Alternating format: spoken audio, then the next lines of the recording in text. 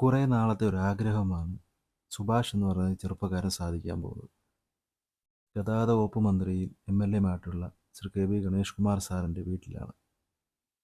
സാറിൻ്റെ തറവാട് പേരായിട്ടുള്ള കീഴൂട്ട് എന്ന പേരും സാറിൻ്റെ അച്ഛൻ ബാലകൃഷ്ണപിള്ള സാറിൻ്റെ ഫോട്ടോയും വെച്ചൊരു വർക്ക് ചെയ്തിട്ടുണ്ട്.